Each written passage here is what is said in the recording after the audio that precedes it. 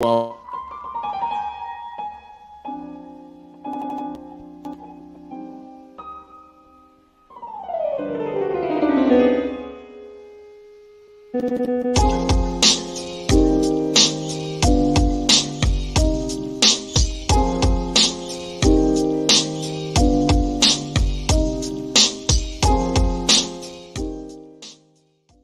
in Washington, D.C., I worked on the Central America desk of Mexico and Central American countries. That was back in 1957, 58. And at that time, well, at first I saw it just as information gathering, and then I realized they were really intervening in the affairs of these countries. One of the operations they had was to burn the cane fields. As I understand the way it was done, they had people in frogmen suits. They would take them out to the coast of Cuba, jump into the water with incendiary devices in their frogman outfits, come up on the beach, plant these incendiary devices in the cane fields, and swim back to the boat.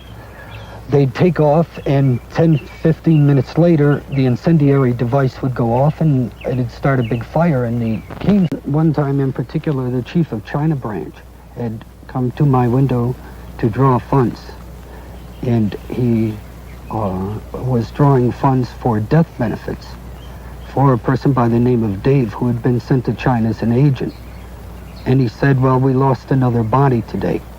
And I said, well, this seems like a very callous way to talk about a human life. And he said, well, Jim, we can't let our emotions interfere with our operational effectiveness. well, that's true. That's true, Wilcott. A little cold there. Yeah. Wow. Great footage, man. Great footage. Yeah, I got lucky. I managed to find that, and I was like, okay, well, which is a miracle because there's no pictures of these damn people. It's Spooks. Really, really tough to find. Well, they are spooks, Eric, because I mean, it's not like they've got photo albums, you know. Oh, I expected, but I mean, it's better than this. No, I know that. I think that's his CIA photo. That's just been, one of them. Yeah, it's been mimeographed or faxed so many times that that's what it looks like. Yeah, and it's like, it's so frustrating though. And then there's a whole list of agents we're going to go through, officers. Technically, Right. by the way, I've learned FBI has agents, CIA has officers. They get pissy, but It's so sad they get busy, but yeah, it's weird because there's a way that one of the ways they distorted documents that were requested by various oversight committees was to photostat the crap out of them over and over and over again until they got blurry. That's an old technique by the agencies, by the way. It works. Yeah. Oh yeah. Very effective. Yeah. But yeah, the only shot I can get is literally pulling it from the film. Well, that's him. I think that's like I want to say 70, early 70s, because he quits in 68. This is James Bernard Wilcott. We're going to be discussing his role into the Oswald situation. This is, again, one of the most, no one has a show like this. I could guarantee you, no one has a James Wilcott show, and nobody had a Eugene B. Dinkin show. If you want obscure Oswald-related people, you're on the right channel. So we're going to go down this rabbit hole. I don't know how much information we could give you about Wilcott, but we'll give you every single thing we have. Well, that's from a film from 1980. Okay. So I'm assuming it was filmed, late 70s, mid 70s, Right. I think he's dead by 84. So 94. 94. Okay. So how old was he at 94? Only 62. Right. We'll get into it, but something happened to him around then, a couple of years before that. So we're going to get into that at the end of the episode. But he's born in 1931 in Utica, New York. Which is a weirdly odd now, kind of like Youngstown, Eric, in a lot of ways. Utica had the beer. They had a lot. Look at this. This is back in the day. This is obviously in the 30s and stuff, maybe early 40s. But Utica had a lot of industry. People from Utica may able to chime in on their claim to fame. I could only think of Utica beer out of my mind. They had their own beer, but he ends up going to Syracuse University, which is not that far away, very far. This is all upstate New York, people. This is Syracuse, the Orange Men. People know the Syracuse basketball. Probably that's probably what they're most famous for. But he gets a business degree, and he is recruited by the Central Intelligence Agency out of college. Now we've seen that a lot, right, Eric, over the years of people, coming to the colleges. Actually, it ends up in later on with Abby Hoffman teaming up with Jimmy Carter's daughter at the University of Massachusetts in court to ban the CIA from recruitment on campuses. That was a landmark decision coming out of that court case for trespassing by Abby Hoffman and Jimmy Carter's daughter, which is about strange bedfellows. Does that still stand? Because apparently, out of the university somehow. Amaryllis claims so. I think she was recruited out of London originally. Remember, they sat her down. Well, you haven't read the book. You read the book, right? Yeah. They did London, but they also did when she was here. She was at that kind of spooky school here. I don't know. I'll have to look it up for her because I don't know how long it held, but they were as prominent as ROTC, Eric, on campuses. So that case at least got them off, from what I understand, the University of Massachusetts campus at Amherst, if I'm correct. It might have been the school that Dr. J went to, for people who are basketball aficionados, the legendary Dr. Julius Erving, which I think has a statue of him in front of the school, but I'm really stretching my brain out here. Maybe it's not official. Like maybe they have friends who are professors and they say, "Oh, I have somebody I'd like to introduce you to." Oh, no, I'm sure that still goes on for sure. Absolutely. But he gets recruited out of Syracuse University, ends up, and this is, I think, I want to say 1951-ish, because his stretch at the CIA is 9 years. He ends up leaving in 66. So it's probably 57 to 66. He goes to the military first, and he does serve 3 or 4 years in the military, and but they encounter him early in his life, and he then becomes a CIA operative. And where does he end up, Eric? He ends up at Atsugi, Japan, the same base that Oswald will end up at. He's there after Oswald, so he is at some other CIA stations before he goes to Atsugi. Now, he goes to Atsugi in 1960, and Oswald's already been there and gone to the Soviet Union and other places and other roles in society. But he's at the Atsugi base, and because he is the paymaster, he is not a field operative, or you said an officer.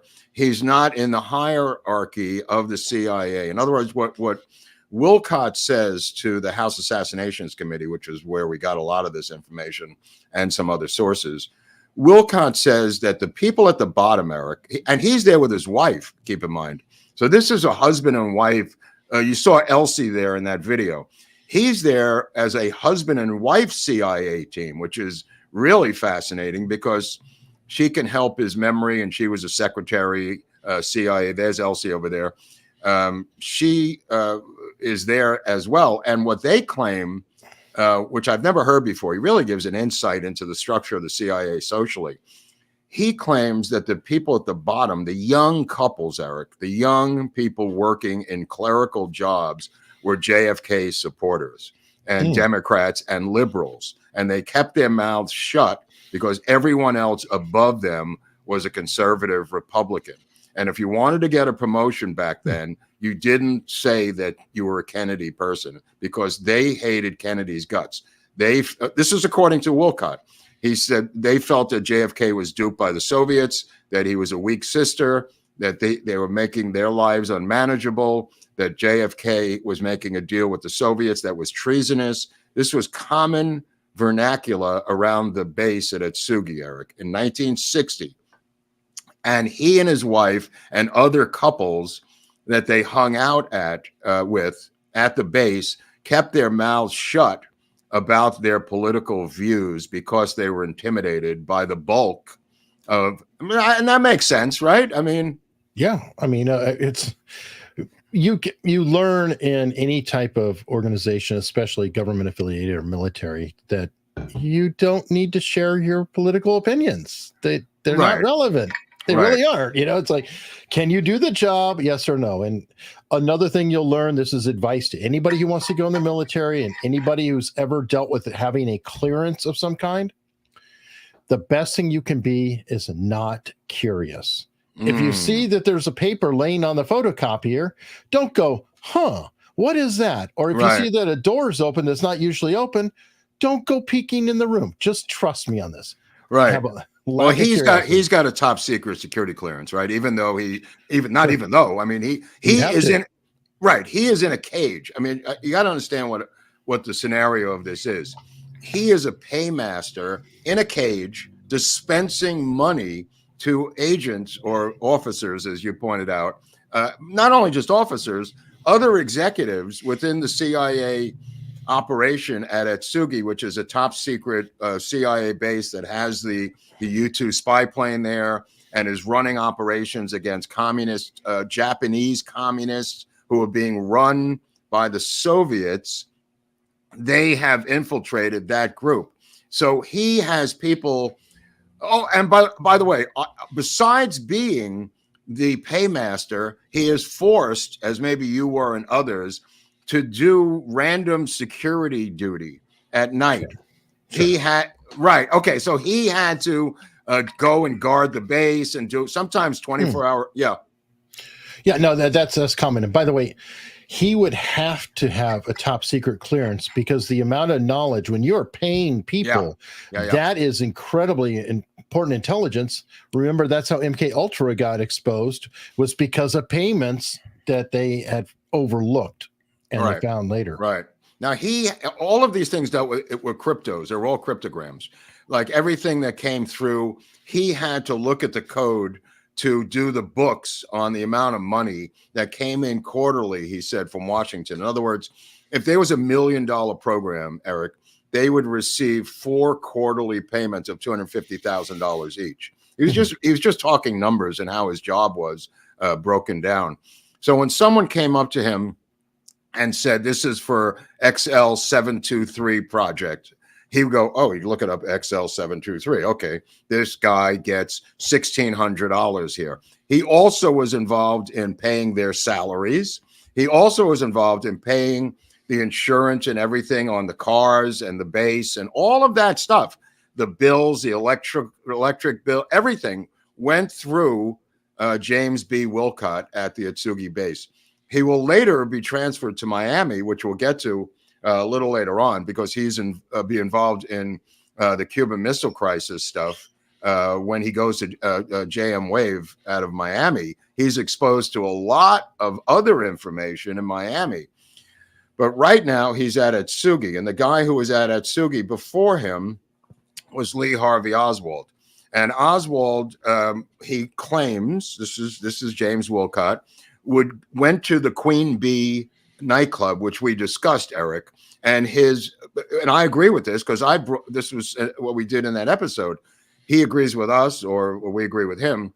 Oswald was sent out to the Queen Bee to round up or infiltrate Tokyo commies and infiltrate that group.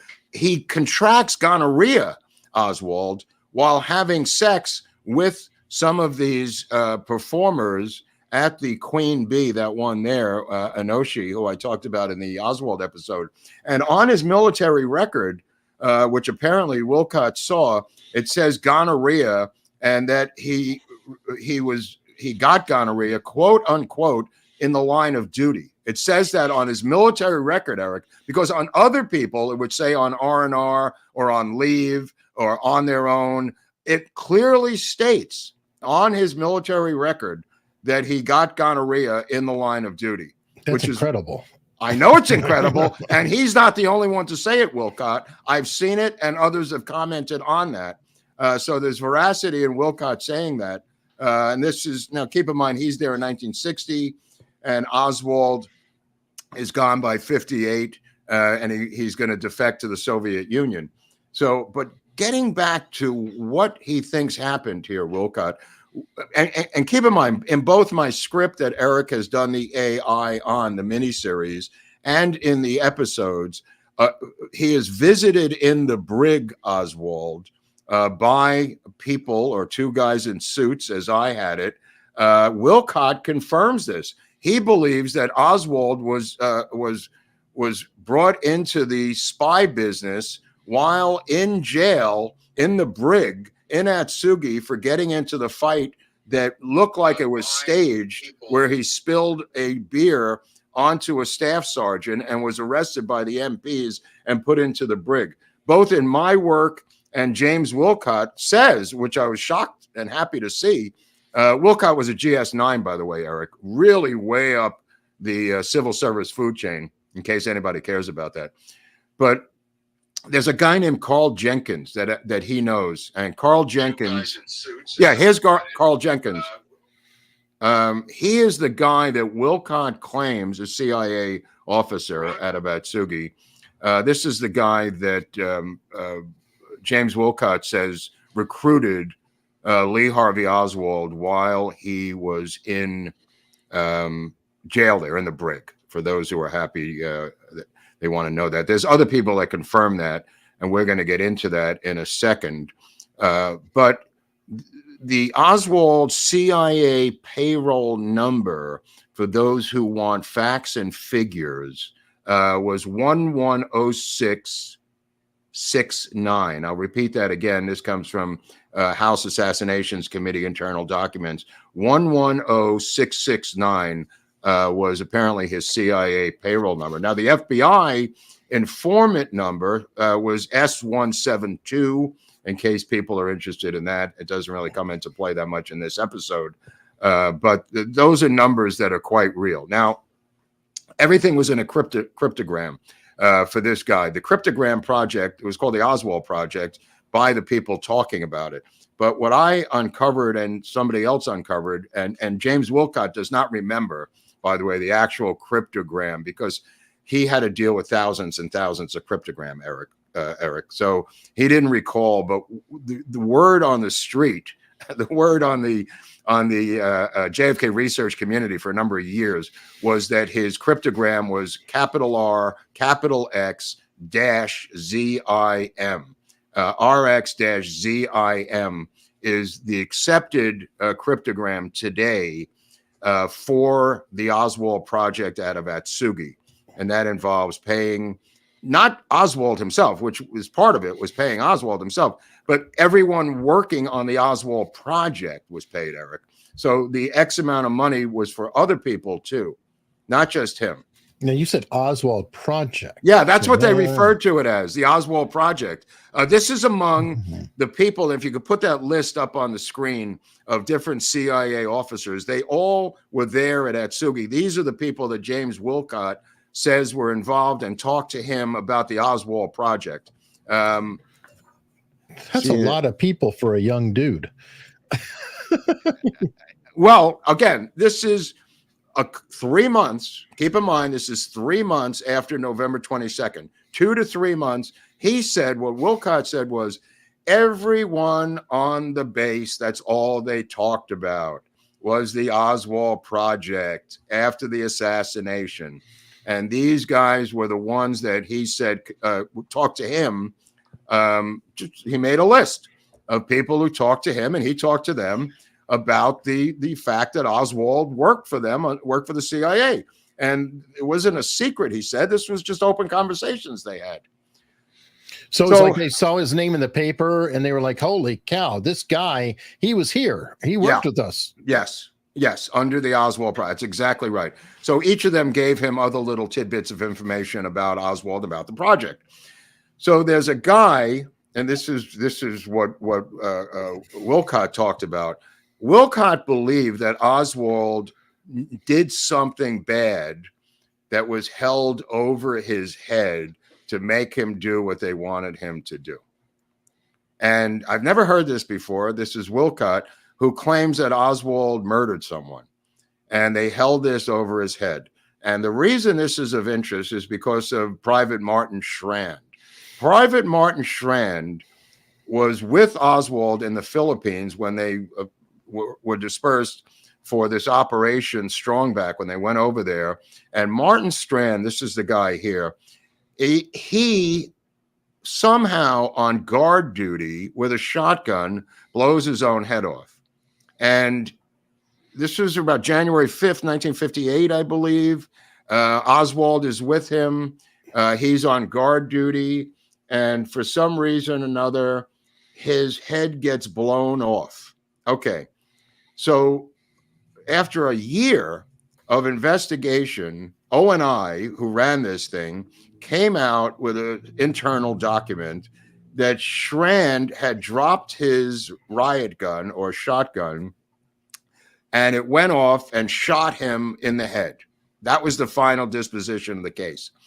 Some people believe, and Wilcott is one of them, that Oswald murdered him. And there was rumors that communists had killed him, insurgents. There were rumors that he was in a firefight and got killed. And now keep in mind, we also covered this in the Oswald episode, that Oswald, when he had guard duty a week later, fired indiscriminately into the bush for invaders that were coming on, and was relieved of duty and sent back to Atsugi for mental reasons. I mean, this is starting to get a little weird, Eric. Yeah, so, yeah, it is. So the murder of Strand was never solved. The murder of Martin Strand was never solved. O&I in 1964 comes out with this thing. I'm talking about 5 years later, with a full thing saying it was that they had to recheck all the shotguns, and they may accidentally go off if they were dropped. They did a whole study. I swear to God, they did a huge study on whether these guns dropped would go off. Any reason why he might have been targeted, this individual, Strand? There is nothing except he was, targeted in terms of murder or in terms of being in a firefight with commies. Right. Like, why would anybody want, you know? There was communist activity in the region from communist guerrillas in the Philippines. That's why they were there. So there were firefights. It wasn't that insane. But what Wilcott is saying is that Oswald murdered someone, and he doesn't mention Strand. This is me connecting that dot. You know, this is me doing that, because the Strand murder, quote unquote, was never solved, and Oswald was there, and people in the platoon thought Oswald was involved in the murder of Strand. You can't make this up. Friendly fire. Well, it could have been accidental. You know, it could have been. It could have been. Absolutely could have been. However, what Wilcott is saying is they held something over Oswald's head to make him do what he didn't want to do, which was to defect and go to Russia. And that when he came back, he was furious that the Russians were all over him, that the whole thing was a shit show. He was embittered that he didn't have the right money, that they treated him like a dog. He was angry. And Wilcott believes that this is why he was turned into a sacrificial lamb and expendable, because he just kept complaining. He was writing letters to the secretary, to Connolly, about his discharge. He was actively doing shit that made them very nervous. He also claims, Wilcott, that Oswald was brought back to the base after he returned from the Soviet Union to be debriefed. I've never heard that anywhere. So back to Atsugi? Yeah, I've never heard that. Yeah. I learned that he went to Rotterdam, where he was debriefed in a safe house in Rotterdam, coming out of when he was returning back from the Soviet Union by ship, that they interfaced with him in Rotterdam. I have never heard anywhere that he came back to Atsugi to be debriefed. I don't say it's impossible. I just said I've never heard it. So anyway, he's got this list of guys, and there may be a murder and there may be a series of criminal activities involved with Oswald. This is the case. So yeah, Glenn Nelson, Jacob Ray Dennis, Bill. Yeah, these are all the people who Wilcott claims he talked about the Oswald Project with.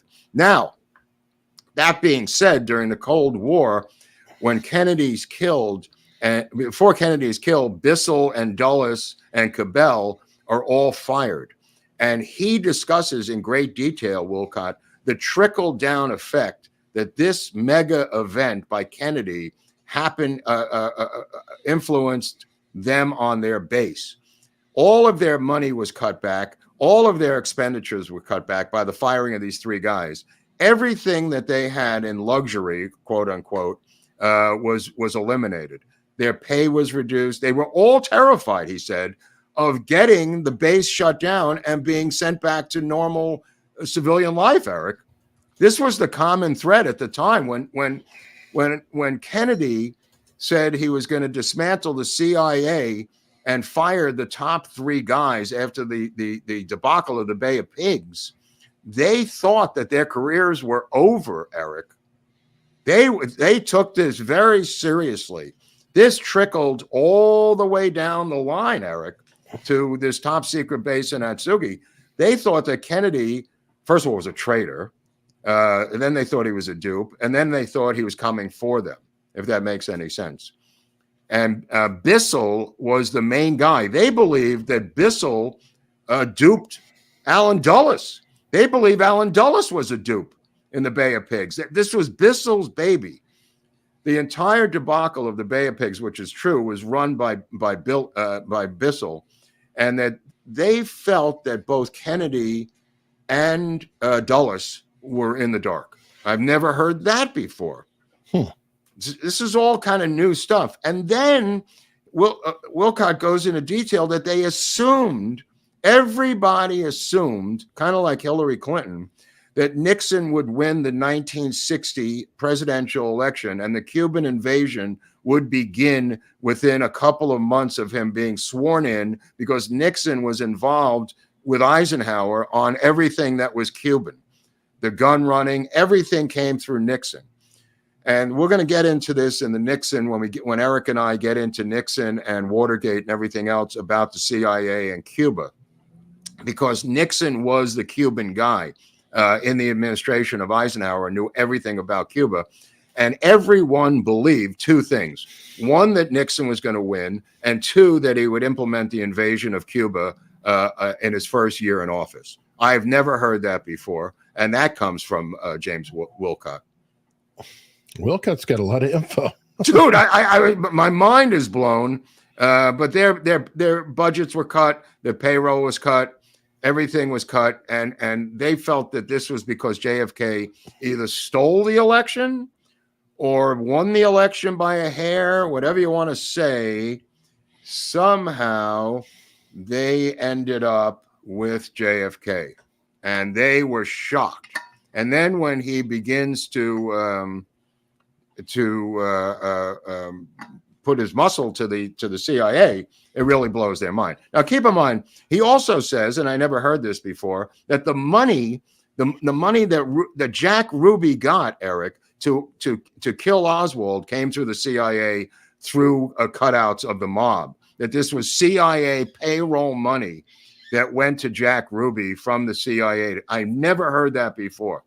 The $50,000, which was quite a bit in legitimate money, like $350,000 in real money, that he received Jack Ruby, was part of the project to get rid of Oswald at the end, and that they used some mobster cutouts to actually physically give him the money, which was true. He did physically get it from the mob, but I always wondered where the physical money came from. So he says it came from them, which is kind of interesting. I've never heard that before, but it makes sense. Well, the guy did the payroll.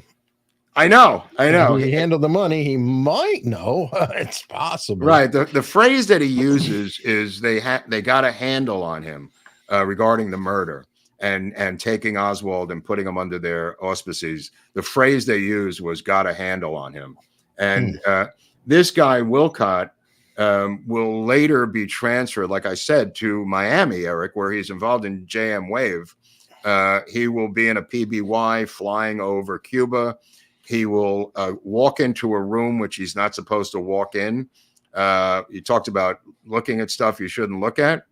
He walked into a room at the headquarters, JM Wave, and there was a giant whiteboard, and it had literally hundreds of little boats, magnetic boats, on the board between Miami and Cuba, and they were all over the board. And this was big ships, little ships, sailboats, motorboats, tugboats, rowboats, every kind of boat in miniature magnetic form. For what he's referring to in that video you showed was part of our attack on Cuba, and how many ships were involved. He said there were about 100. These were toys, obviously, tiny boats that were magnetic, but he said there were over 100 of them on the board utilized for this program. It made me think of David Ferry, though, when he was talking about well, how do you put it? The incineration tools of the sugarcane fields. Yes. I thought the same thing. Yeah. Wow. Yeah. So he sees these little boats, and he goes and flies over, actually over the island of Cuba. And he's asked, he's not even a photographer. The photographer couldn't make the flight. So he wanted to fly over. He's a pilot, by the way. He happens to be a pilot himself. Oh, I know. Yeah. So he's not piloting the plane, but they ask him, can you sit in the photographer's seat and do the photograph thing? And he goes, yeah, sure, I could do it. How hard can it be? And he does it, with the cameras like U2 spy plane cameras, but it's a PBY. And he just takes what he says he was taking photos of was dozens of tiny little islands between Florida, in the Keys between Florida and Cuba, where they had stashed guns, weapons, food, and everything, the CIA, and they were constantly photographing them to see if Castro had found them and touched them.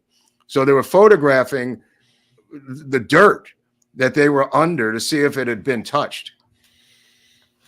Oh, wow. Yeah, look at that. Yeah, I think that's what he's talking about. Yeah, I think that's an extraction of the larger CIA map that I could not find very clear, but.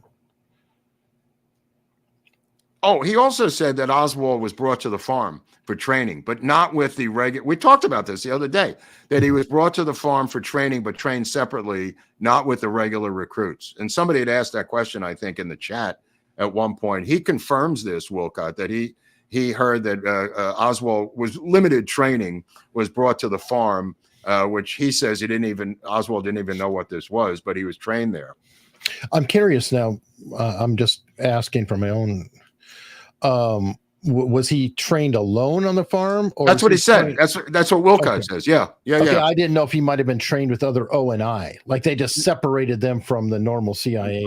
I don't know. He says alone. He says not with the recruits. Now, keep in mind, he also says the O&I was completely furious with the CIA for boxing them out on the Bay of Pigs, on the military planning. Now, I didn't ever heard this before, that O&I was completely boxed out on any military planning, Eric, of the Bay of Pigs by the CIA. Mm-hmm. And they were infuriated by this. Wow. He had a lot of information. Dude, he had a lot of information. A lot of this comes... There's a guy named Philip Agee, who's a famous whistleblower, right? And Agee was talking to the House Assassinations Committee, and there's interviews with Philip Agee. Philip Agee wrote a book, two books on the CIA, inside the CIA, that I highly recommend. You look up Philip Agee's books. He was the Edward Snowden of his day, and he had to move to Sweden, like Snowden had to move to Moscow. But yeah, there's Agee. I mean, he gave a lot of interviews, and he tells the House Assassinations Committee about James Wilcott, that you should find this guy, because Wilcott, just so you know, after he in 1966, Wilcott leaves the CIA in 1966. So he does 9 years. His wife is with him, and he moves back to Utica, where he becomes the accountant for like some community project, some housing urban community project or something. And he is working originally for Blue Cross and Blue Shield as an accountant again. And he ends up getting involved in leftist politics. and he begins to work for this community housing group. And he's the accountant, a community renewal program in Utica. And it's a legitimate program out of the mayor's office. And the mayor comes to him with this guy who is in charge of the program and tells him, this is in Utica now, New York, that his phones are tapped and he's being surveilled by the FBI. This is Wilcott. They're then putting sugar in his gas tank. They're then slashing his tires. They're then threatening him. He's getting phone calls in the middle of the night, and he is spooked beyond all recognition. Him and his wife are now been told by the mayor's office and people in the mayor's office of Utica that they should get out of town. Now think about that. The guy, and he doesn't know what to do about it. His tires are being slashed. His phone is being tapped. The FBI agents come to his door. They come to his neighbor's door. They said a federal indictment is about to go down in your name. You're going to be indicted with a federal. What year is this again? This is, I want to say 1968, okay. 67, 68. He begins to get involved, and I'm going to explain the reason for this FBI thing. He begins to get involved with SNCC. Now, SNCC is the Student Nonviolent Coordinating Committee, which at the time had white people like Abby Hoffman in it, and it was a civil rights group. It will later kick out all the white people, I think in 1968, and become a black nationalist group run by the infamous Stokely Carmichael. But this is like 67, I want to say this is like maybe a year before the purge of SNCC. SNCC is on the radar of J. Edgar Hoover. SNCC is on the radar of the FBI. SNCC is on the radar like the Black Panthers are on the radar. So this guy is working for and in SNCC, doing what he says is just basic civil rights stuff. He's arrested in Washington, D.C., walking along with a black guy at night. And they said walking along with this black guy at night was so odd that he was arrested for it. And his wife, Elsie, has to come down and bail him out for about $20. Actually, if you looked at the arrest, it was for public intoxication. I don't know if that's true or not. He claims it was racial. This is his claim, that he was merely walking along with a black dude at midnight in D.C. and was arrested for walking while with a black guy, I guess. So I don't really know about that. But he does begin to get involved with some leftist anti-war stuff. But a lot of people are involved in that. I don't know, where you would put that. So he gets called in by the chief of security because he's with this SNCC organization. He gets called in by the CIA at Langley, Eric, and he's lie detected twice about his communist relationship or communist affiliations. And he claims to have passed the two CIA lie detector tests at that point, that he was cleared by security, who were quite aghast that one of their own was working for SNCC. He says this.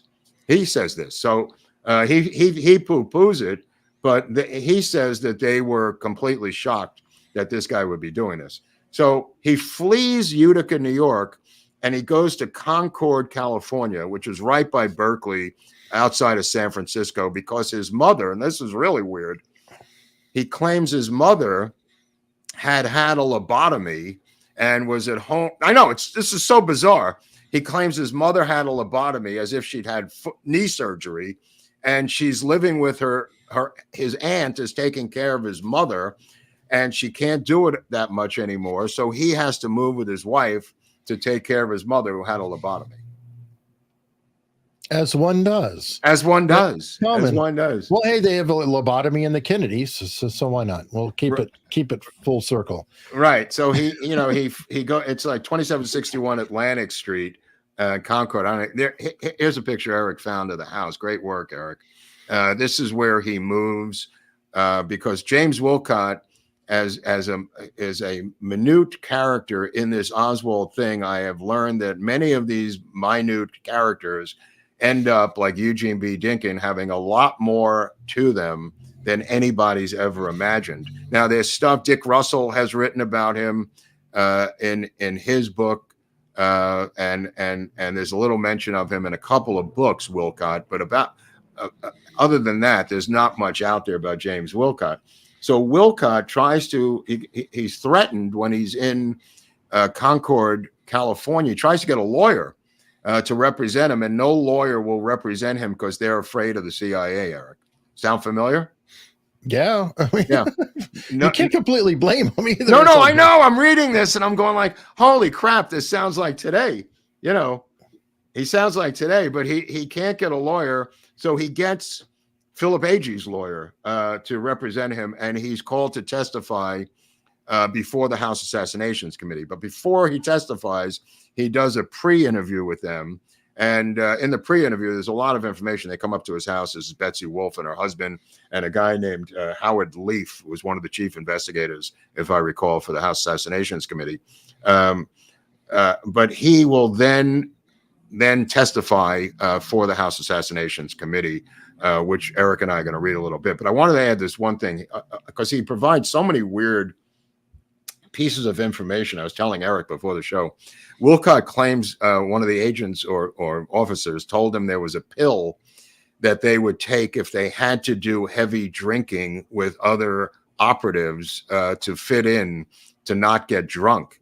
And it's just these little pills of information, that there was a pill that they could take that would somehow block the alcohol from intoxicating you.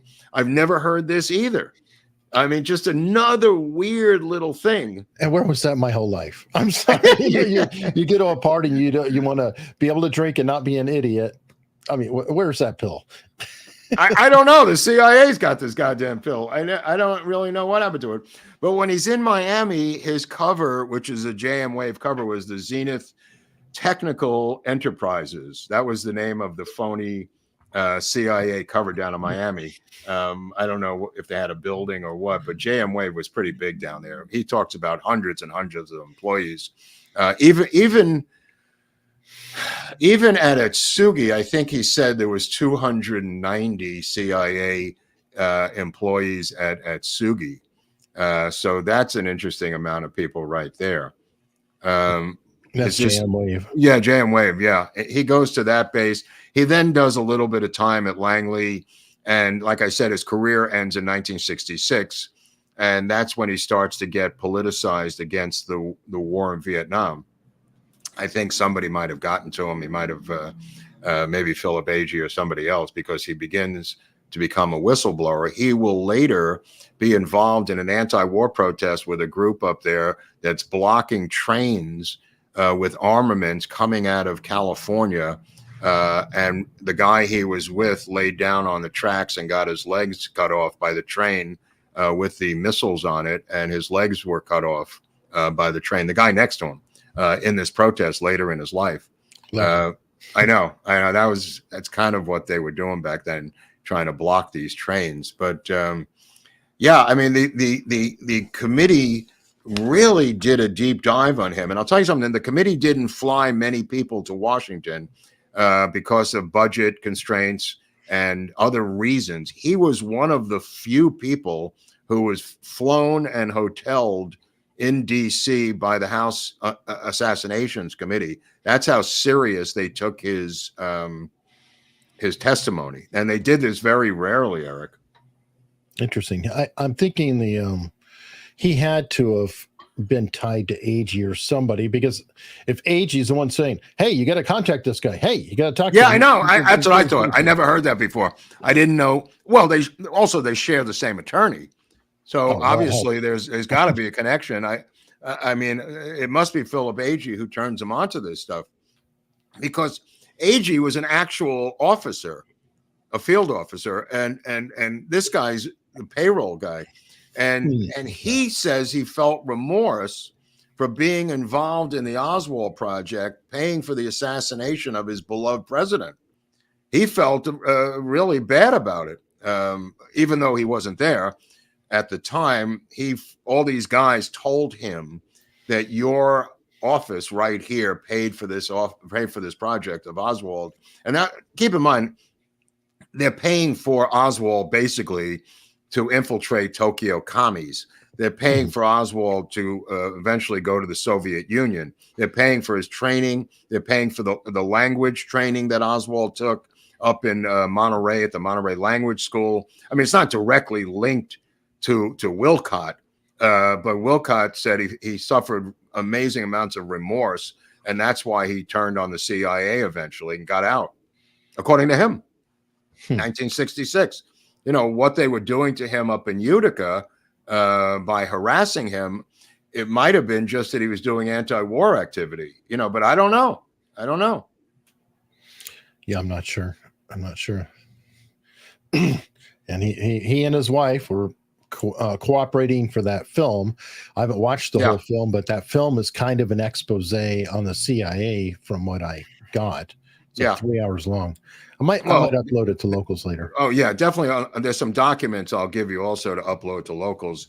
Some of these testimonies, and there's some other stuff here. There's internal documents of the CIA talking about Wilcott, which is kind of interesting. There's one here that was released. It says Shep phoned today to say that James Wilcott Jr., a finance clerk with the agency from 1957 EOO GS4, started out as an EO4, GS4, who served in Tokyo 1960 to October 64. That's just in Tokyo. Has told House Assassinations Committee people that CIA hired Lee Harvey Oswald. When Oswald served in Atsugi, Wilcott, after returning from Tokyo, was assigned to JM Wave in 1965, which I mentioned is in Miami, and resigned/retired in 1966. I noted that Oswald retired from the Marine Corps in September 1959, went to the USSR in October that year, returning to the US in 1962. He was gone from Japan by the time Shep told me Wilcott got there. Anything that Wilcott thinks he knew had to be secondhand, which Wilcott admits. Wilcott admits it's all secondhand hearsay stuff. He doesn't hide that. There's tons of stuff that he doesn't remember. He doesn't remember the cryptogram of Oswald. He doesn't remember a lot of stuff, but he's honest about it, Eric. You know what I mean? It's not like he's ducking the questions. He says, I don't recall. It's been 15 years, you know, since that happened. And this is like 1978 is the period of time I'm talking about. I said that Russ Holmes inherited the so-called Oswald files, but that he has assured me the agency had no contact with Oswald. If there are contrary records, they would have to be in EA files at WTC, and EA should be on it right away to identify what is involved.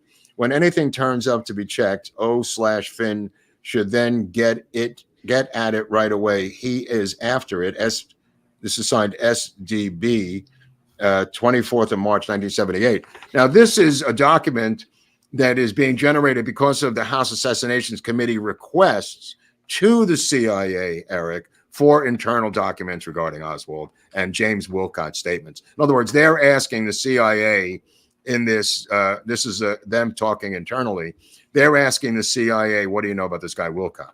And this is them saying, what do you know? You know anything about Wilcott? What's the deal with Wilcott? And then this was approved CIA release 2004, which we could put on Locals. Some of these were pretty recently released, 2017, 2004. This is from Havana. 6 American leftists, including 3 former CIA employees, announced plans yesterday to establish a worldwide network of agents, Eric, to expose CIA personnel and methods of operation. This is what's going on in 1978. They form with Philip Agee, who's not mentioned here. They form a covert action information bulletin, which you can still read. It's a book. They outed a CIA agent overseas, and he was assassinated in Greece, if you recall, by them naming this guy. He was killed by Greek communists. There's a book coming out, it says here, by one of the members. Other members of the group are James and Elsie Wilcott, who worked in finance and support for the CIA for 9 years. There's a book coming out, Dirty Work, the CIA in Western Europe. So what you're seeing is blowback against the CIA in the late 70s because of the Church Committee, because of the House Assassination Committee. All those things happen in a post-Watergate environment, and we're going to get into that Watergate environment that led to the Church Committee and led to this post-Watergate attack on the CIA and trying to clean house. This is from the New York Times. Also, 1978, March 27, Oswald linked to CIA reported. You see here an inquiry. This is again the New York Times now going after this story by the Wilcott and his claim about being there, and his claims about Lee Harvey Oswald. Yeah, this is the which Erica put up on Locals afterwards. There's enough material here. There's enough smoke to say that there's some fire with James B. Wilcott, Eric, in my humble opinion. And this one hit the wire too, because I looked him up on newspapers.com and found this story repeated all over the place, Spokane, etc. Oh, yeah. So Yeah. At the time, it got picked up. Yep. At the time, it was a big deal. Now, this one here, I just wanted to, maybe Eric and I could read just a brief introduction of Wilcott to the House Assassinations Committee. And it's the executive session, assassination of President John F. Kennedy, Wednesday, March 22nd, 1978. This is the House of Representatives, the John F. Kennedy Subcommittee of the Select Committee on Assassinations, Washington, D.C. This is the official testimony of James Wilcott, I'm reading right from here, former employee of the Central Intelligence Agency. And if Eric could read Mr. Goldsmith. It's Michael Goldsmith, by the way. Just so you know, he's one of the top investigators. Michael Goldsmith's one of the crack investigators for the House Assassinations Committee. Him and Betsy Wolfe were probably the two best. And we're just going to run through a little bit of this. It goes on for 58 pages. We're not going to get into that, but we'll post the entire House Assassinations Committee testimony by James Wilcott on Locals, hopefully just for members. But we'll see what Eric decides later tonight. Okay. He's got his own rules. No pressure here. No, you figure it out, bro. Okay. Eric's going to start off here. And scene. No. For the record, would you please state your name and address and occupation? I'm Wilcott. My name is James B. Wilcott. My address is 2761 Atlantic Street in Concord, and my occupation is electronic technician. And Mr. Wilcott, is it true that you are a former employee with the CIA and you are here today testifying voluntarily without a subpoena? Yes. During what years did you work for the CIA? I worked from the years May of 1957 to April of 1966. And in what general capacity did you work with the CIA? All in finance and accounting, all of the time. Drawing your attention to the period immediately after the assassination of President Kennedy, at that time, did you come across any information concerning Lee Harvey Oswald's relationship with the CIA? Yes, I did. And will you tell the committee what that relationship was? Well, it was my understanding that Lee Harvey Oswald was an employee of the agency and was an agent of the agency. What do you mean by the term agent? That he was a regular employee receiving a full-time salary for agent work for doing CIA operational work. How does this information concerning Oswald first come to your attention? The first time I heard that about Oswald being connected in any way with the CIA was the day after the Kennedy assassination. And how did that come to your attention? Well, I was on duty for the station. It was guard type function at the station, which I worked for, overtime pay. There was a lot of excitement going on at the station after the Kennedy assassination. Towards the end of my tour of duty, I heard certain things about Oswald somehow being connected with the agency. And I didn't really believe this when I heard it. And I thought it was absurd. Then as time went on, I began to hear more things in that line. I think we had better go over that one more time. When exactly was the first time that you heard or came across information that Oswald was an agent? I heard references to it the day after the assassination. And who made these references to Oswald being an agent of the CIA? I can't remember the exact persons. There was talk about it going on at the station and several months following at the station. How many people made this reference to Oswald being an agent of the CIA? At least there was about at least 6 or 7 people specifically who said that they either knew or believed Oswald to be an agent of the CIA. Was Jerry Fox one of the people that made that allegation? To the best of my recollection, yes. And who is Jerry Fox? Well, Jerry Fox was a case officer for his branch, the Soviet Russia branch, redacted station, who purchased information from the Soviets. Mr. Wilcott, did I ask you to prepare a list of CIA case officers working at the redacted station in 1963? By the way, redacted is Atsugi. Atsugi. Yeah, it's just Atsugi in case they don't want to put that in. Yes, you did.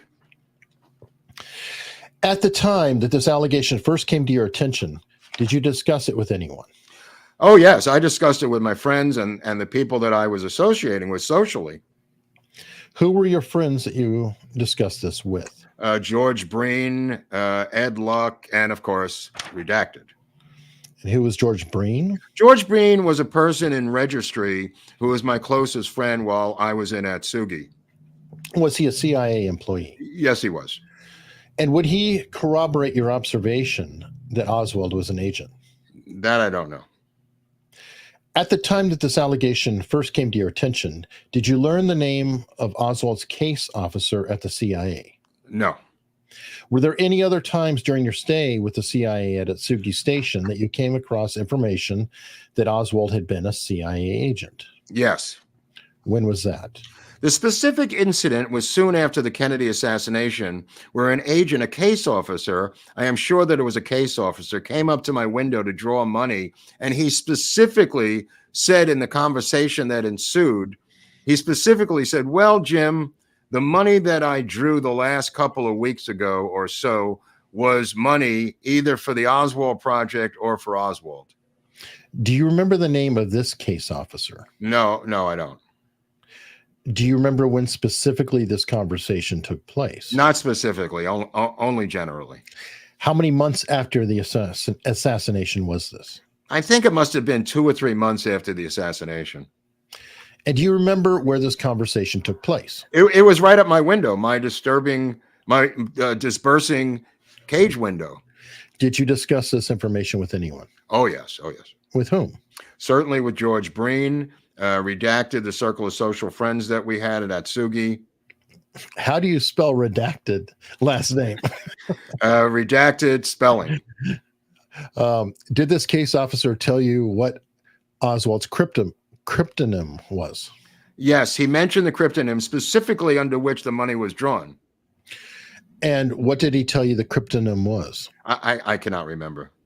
What was your response to this revelation as to what Oswald's cryptonym was? Did you write it down or do anything? No, I think that I looked through my advance book, and I had a book where the advance on projects were run, and I leafed through them, and I must have at least leafed through them to see if what he said was true. And for the purposes of clarification now, if Oswald was already dead at the time that you went to this book, why did you go back and examine the book? Well, I'm sorry, if Oswald was what? At the time you went to look at the book, Oswald was already dead. Is that correct? That is right. Why did you go back to look at the book? Well, the payments that were made, especially to substations like Oswald's, was operated. It was a substation that the Atsugi station, and they had one in Atsugi and they had one in Redacted. And it may be 6 months or even a year after the initial allocation that the final accounting for those funds were submitted, and they would operate out of revolving funds or out of their own personal funds, if in many cases. So is your testimony then that even though Oswald was already dead at the time, the book might have contained a reference to either Oswald or the Oswald project, and that reference would have been to a period 6 months or even a year earlier? Is that correct? That is correct. As far as I can determine, sorry. Okay. But as a matter of routine, would the CIA cash disbursement files refer to the cryptonym of either the person or the project that is receiving funds? Yes, I am sure somewhere. As a matter of routine, there would be that reference. Do you believe that there was such a reference to Oswald? Yes, I do. And I believe there was such a reference. And scene. Thank you. That's the end. We'll cut right there. I just want to give you, there's a little thing here. It's got a bunch of facts related to about Oswald being run by the CIA, and one of them is Wilcott's testimony, and this RX Zim is also put in there that staffers said that. And the second one was Antonio Veciana, who met with Oswald. He saw Oswald meeting with Maurice Bishop, who was David Atlee Phillips in August '63. The third one mentioned here is a CIA memo that indicates operations officers, quote, had run an agent into the USSR, that man having met a Russian girl and eventually marrying her, a case similar to Oswald's. I just want to talk about that for a second, because what Wilcott states is that we had Marina Oswald in Moscow as a sleeper agent for ourselves, waiting for Lee Harvey Oswald to appear, and that she was working for us. Now, I've never heard this in my entire life. Yeah. And here she is, the niece of the equivalent of one of the heads of the FBI in Minsk. That's what her uncle did, domestic intelligence policing, which was their FBI service. I forget the cryptonym for that. But she's a double. Yes, yeah. She was an agent, a double agent, and she came back with him because her cover was blown. That she had to leave, and that we got Marina Oswald out of the Soviet Union by making a deal with the Soviets. She didn't just run out. We had to get their permission, and we got their permission but through some sort of deal making with the Soviets to get the two of them out of there. Hold on. Go ahead. Marina, if you're watching, we absolutely would love to talk to you about this. Yes, please. This is good for your name. It may be clearing your name and speculation. Please, right. Yeah, and that would explain quite a bit of their relationship, and also her trying to undermine and investigate Ruth Paine. I let her into my house, Eric. I thought she was one of my friends. Now you're telling me she's a double agent. Oh, dear Lord. Dear Lord. Anyway, so number 4 on this list, Robert Webster, who we did a show on, defected a few months apart in 1959, tried to defect on Saturday. Both possessed sensitive information of value to the Russians. Both were befriended, Eric, by Marina Prusakova, a.k.a. Marina Oswald. Both returned to the United States in the spring of '62. Actually, all 3 returned to the United States in the spring of '62. Number 5 on this list, Richard Sprague, Richard Swiker, and CIA agents Donald Norton and Joseph Newbrough all said Lee Harvey Oswald was associated with the CIA. Number 6. Question. Go ahead, I'm sorry. That Saturday, are we going to be covering that? The fact that apparently the office was closed on Saturday, so people didn't, quote, officially defect if they defected on Saturday when they turned in the paperwork? I never heard that, but they did. When he went into Moscow, they told him it was a Saturday to come back on Monday. But I think that was to buy some time. I'm not really sure what that theatrical play was.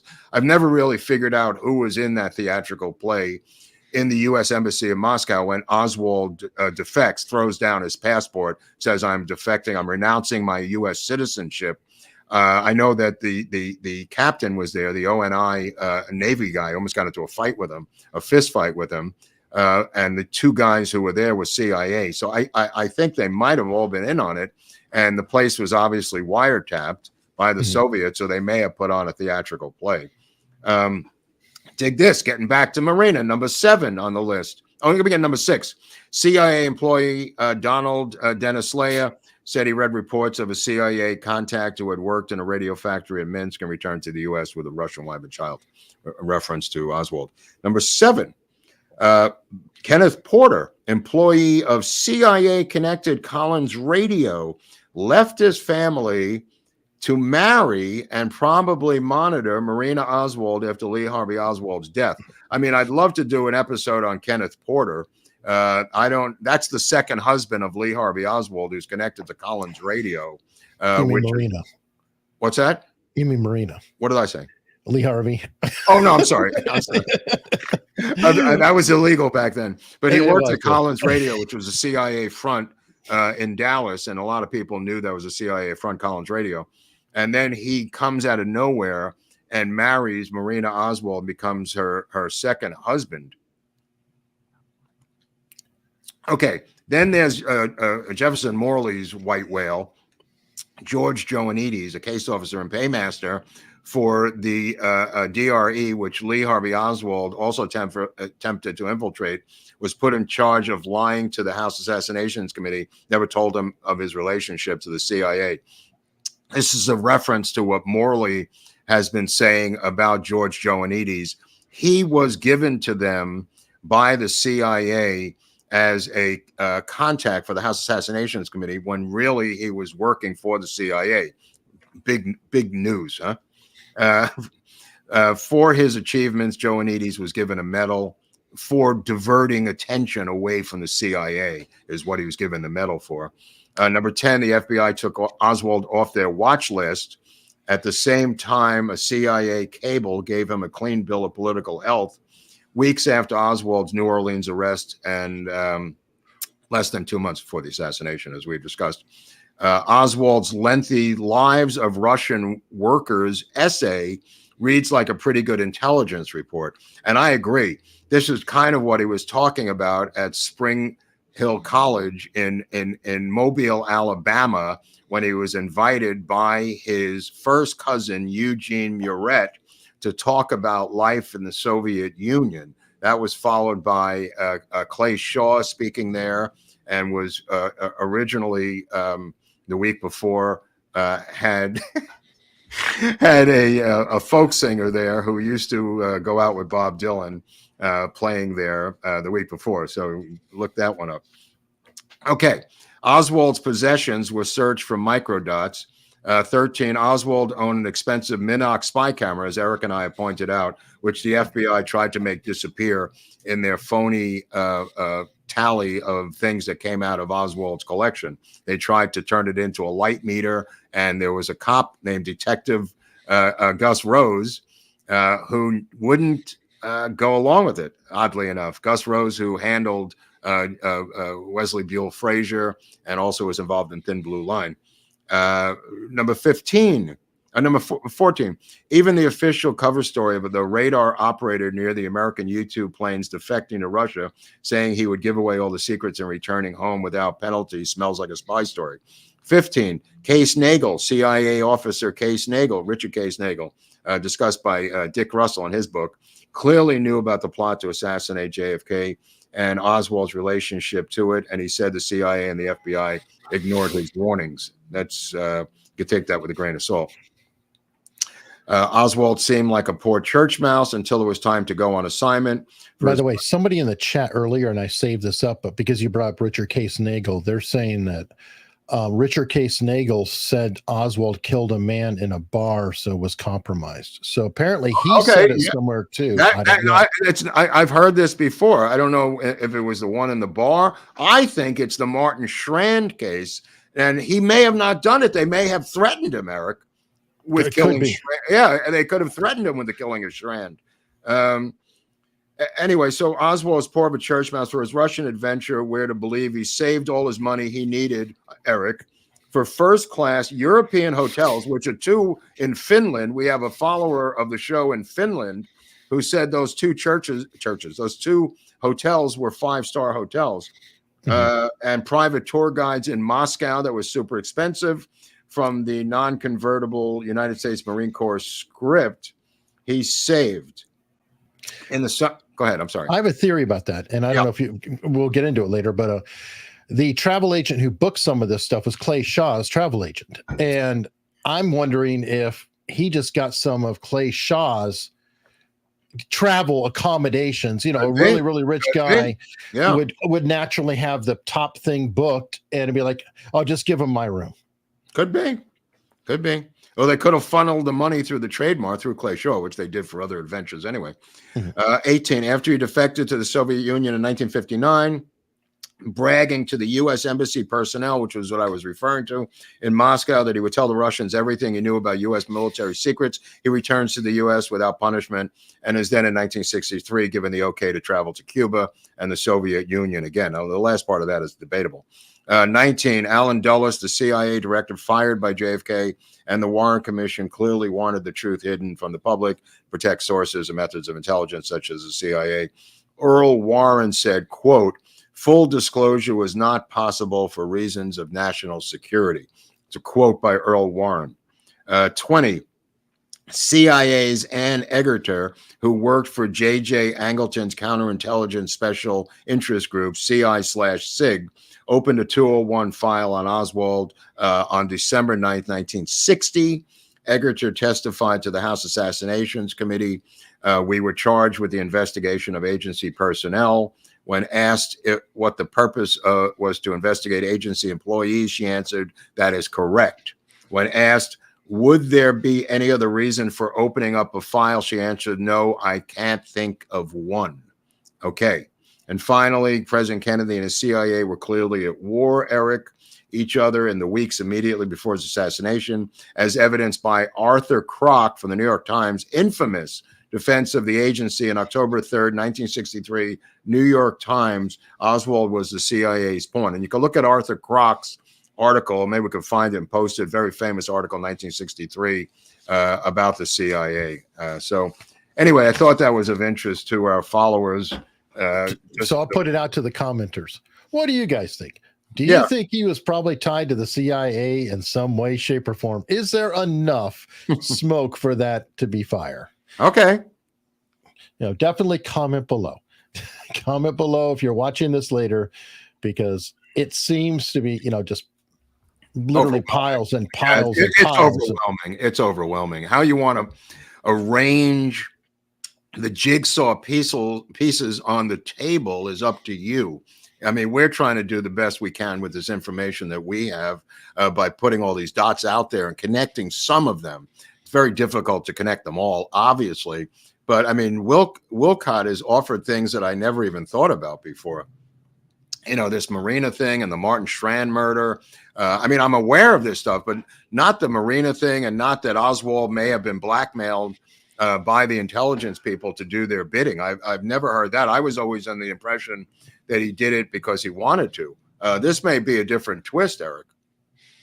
And it's an interesting one. Yeah. I mean, especially because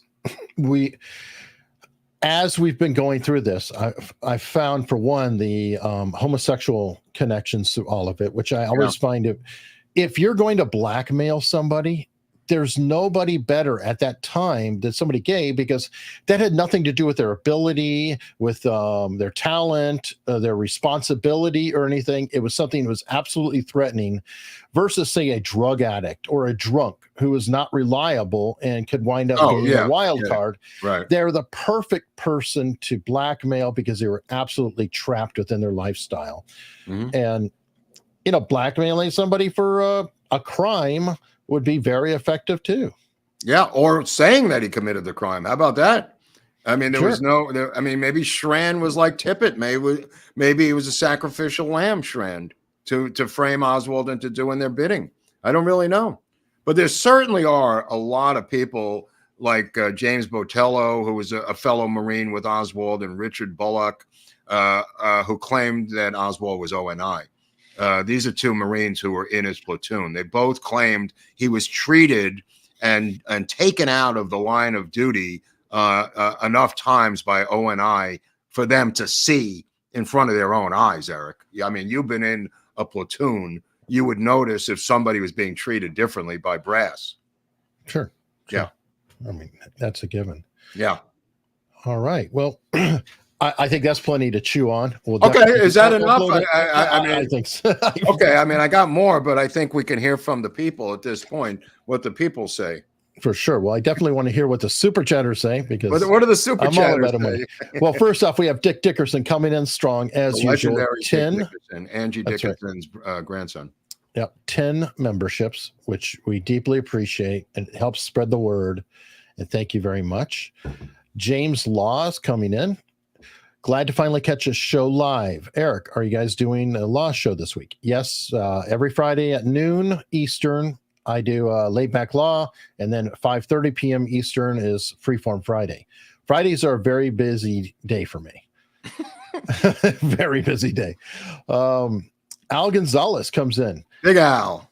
How do spooks list their employer and income on their W-2 forms? Is this the reason they won't release Oswald's tax return? Well, Al's right. And it's also Ruth and Michael Payne's are classified tax forms also. Forget about Oswald. Ruth Payne, to this day, I don't know why they want to see my taxes. Eric, it's ridiculous. Her taxes and her husband, Michael, still classified. Still no, but they could get Trump's out from the New York Times. You still can't get Ruth Payne. I'm more important than Trump. Oh, God. John McEmin. McEmin? I can't say the name. I don't know why.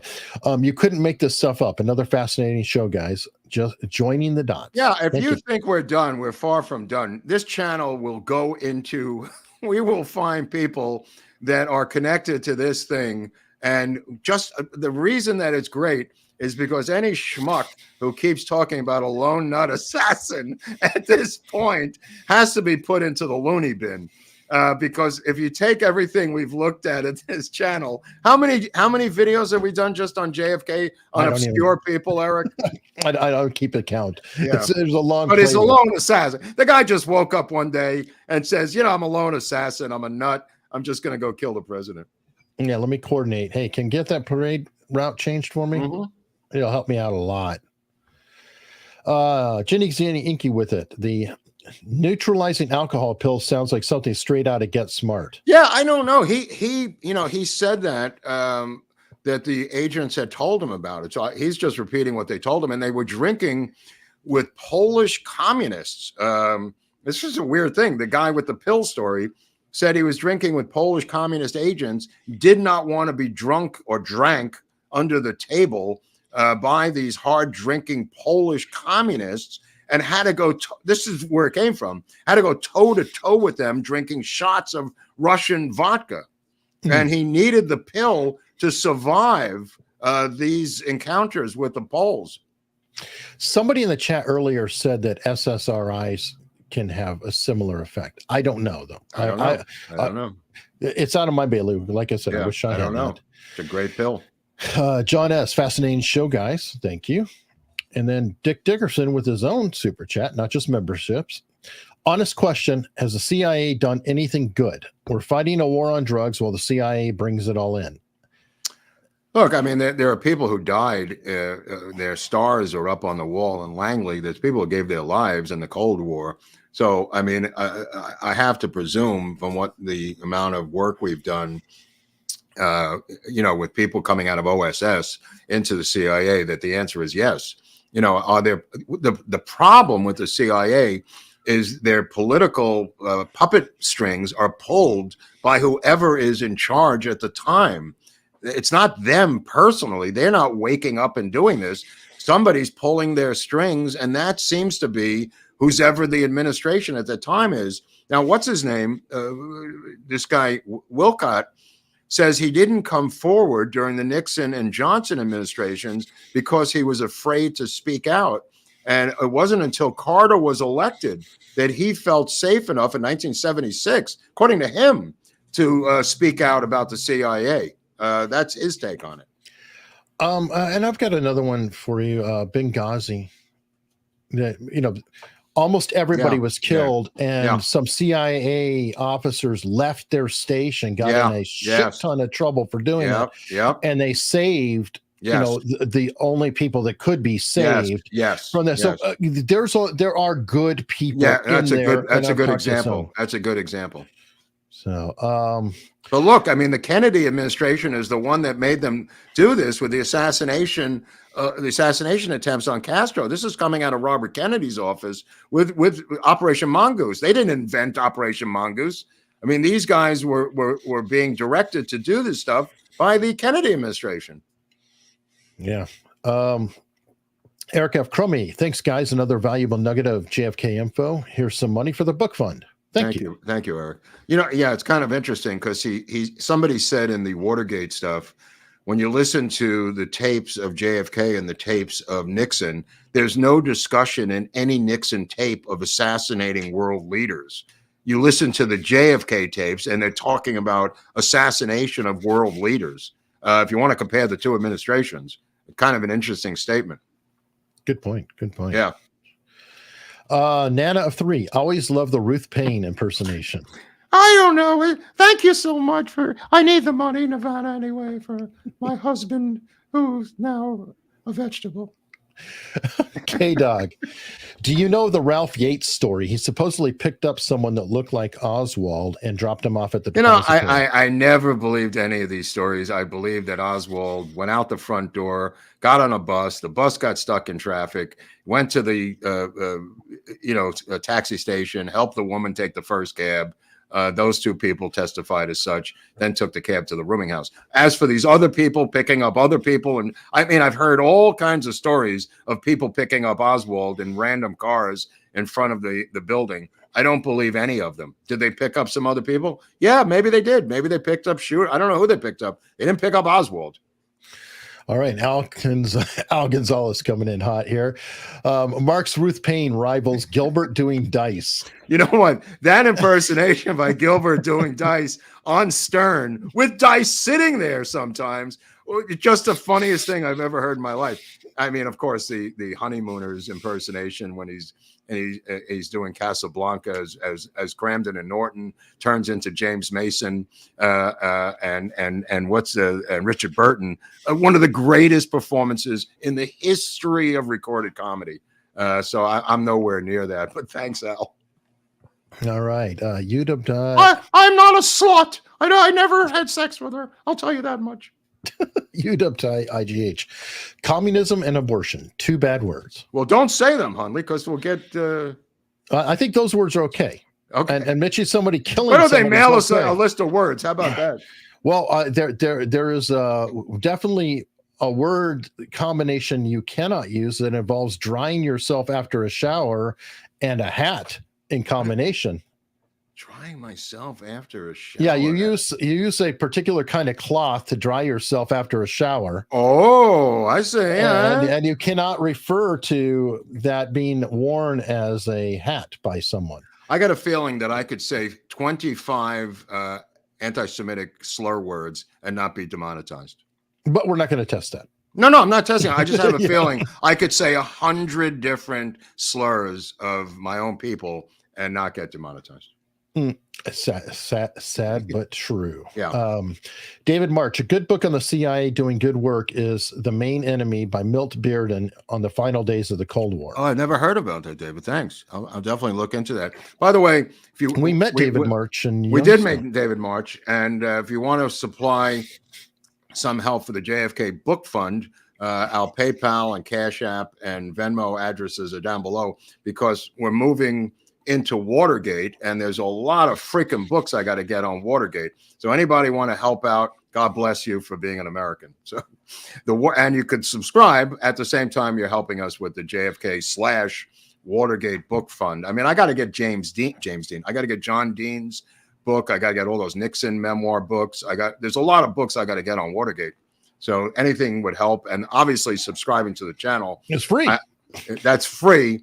And if you have no fingers, if you've eaten them off, God bless you. Maybe your elbows can get to the subscription button at this point. But if you're tied to a chair being interrogated, there's nothing I could do at that point. But at least think about us and your last legs. All right. Eric F. Crummy said, Ruth Payne impersonation not as good as Come On Bobby. Well, that's your opinion, bro. We're trying to get it out of you, though. Oh, come on, Bobby. Come on, boy. Let's go. Come on, Bobby. You know, I mean, I feel like I could see that scene. Of course, I'm a writer, so I could see scenes in my head. But that shotgun scene with RFK Jr.'s, by the way, we'll cover this on Friday. I just want to put it out there. The woman that RFK Jr. just selected as VP, okay, she is the biggest donator to Gascon, the insane DA in Los Angeles. Well, cool. We'll talk about that on Locals when we head over. Yeah. Maybe. Well, no, we'll talk about it. Yeah. There's some more definitely stuff. get on Friday for sure. Yeah, absolutely. This woman's crazy. Well, good. I'm glad for that. Good, RFK. Thank you for picking somebody that'll, support Biden, folks. That will pull from Biden. Tip of the hat. And people did say that today, that this is going to turn off any Trump supporters that may have been leaning towards RFK. Yeah. I mean, that's been very helpful. Roger Raff came in here with $49.99. Thank you. Riff-raff. Have you heard of the man who knew too much, Aguilar's, who went into a bank and shot it up a day before the assassination to avoid being involved? Oh, I've heard that. First of all, it's Dick Russell's book. Dick Russell wrote the biography of RFK Jr. recently. He's working on, oddly enough, the RFK campaign, a junior campaign. Dick Russell's book is referring to Richard Case Nagel, the CIA officer who claims to have been in Atsugi with Oswald. He's got a lot of crazy claims. He ended up in a mental institution, claims to have shot up a bank to get himself arrested so he wouldn't be linked to the Kennedy assassination. Why he had to do that, I have no idea. But the book is by Dick Russell. It's a very good book. It also has a tiny little bit about Wilcott in there. The Nagel case is so sketchy. I'm quite reluctant to try to figure out what's real and what's not real with Richard Case Nagel. So that's why I've kind of avoided it, because I can't tell what's true or not true with this guy. He ended up working as an investigator for I think the California State Liquor Authority at the end of his career, Nagel, and then went into a mental institution. So there's problems. Again, with a lot of these things, there's facts and there's fiction, and it's hard to weed it out. You know, some guy was telling me about Mary Cord Meyer this morning and talking about Mary's Mosaic, the book. And I said, well, it's written by a guy whose father was a CIA station chief. You got to take it with a grain of salt, bro.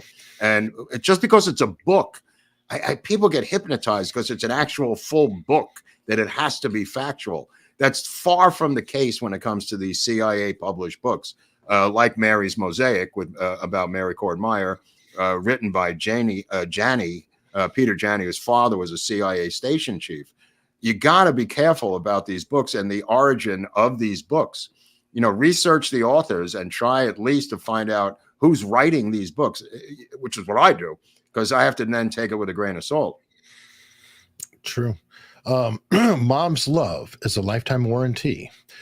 Did David Atlee Phillips have a different legal last name? Any of the researchers looked into this? David Atlee Phillips?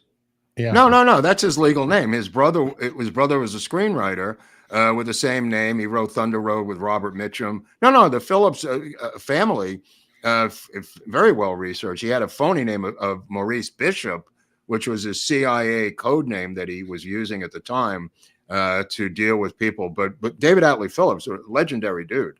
That's his real name. Okay. And Stephen McMahon.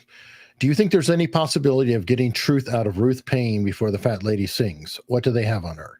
No way. They don't have anything on her. She's a true believer. These are people who are going to take it to the grave. She didn't do this her whole life, to all of a sudden blurt out everything on her deathbed. I mean, I hope she does. Oh, I've got some secrets, Eric. Come here. Come closer to the bed. Let me touch you. Come here. I hope that happens. I think it'll probably be Max that she would say that to. Max, come here. Max, you're so tall. You're so tall, Max. I know I've been a lesbian for many years, but you're the one I love. You, Max. Oh God. Here's a short one. Jeez. Sum up the JFK assassination like you would in a game of Clue. I don't play Clue. How does Clue work? I've never played it's Clue. Like the butler in the kitchen did it with a wrench or something. I don't know about that, dude. I don't know about that. Summing it up. Yeah, I don't think it's quite so easy. But what we are going to do is we're going to follow our Oswald. Oh, we're going up locals. Okay. And we are going to hang out there. Answer tips, things that are coming through there. Let me double check and make sure there's no Rumble rants that snuck in here. Mm-hmm. Rumble is very, very quiet for some reason. It's very interesting. What's going on over there? What's going on Rumble? No, it's a quiet chat today. Oh, I see. We'll discuss it at locals. So heading over to locals, I hope you guys consider following. There's a link in the description. It'll take you right to it, or just go to unstructured.locals.com. It's pinned right to the top. Okay. You can be a member there for free. And get the Oswald AI miniseries. Get that for free. Oh no, I'm sorry, not for free, but Right. if you could somehow look in your couch and come up with $70 for the whole year, you could be in bliss reading the script and listening to it. Because a lot of the crap that we discussed today is actually in that script. A lot of that's, I must have researched this back in the day, this stuff on Wilcott, and put that in there because that's probably where I got it from. Yeah, probably. But the cool thing is that I do encourage everybody to at least become a member there. Even if you can't afford it, you get a lot for free, and it helps us out. We can contact you should things go wrong with YouTube, whatever. It just helps a lot, and we're heading over there right now. Okay, I'll see you.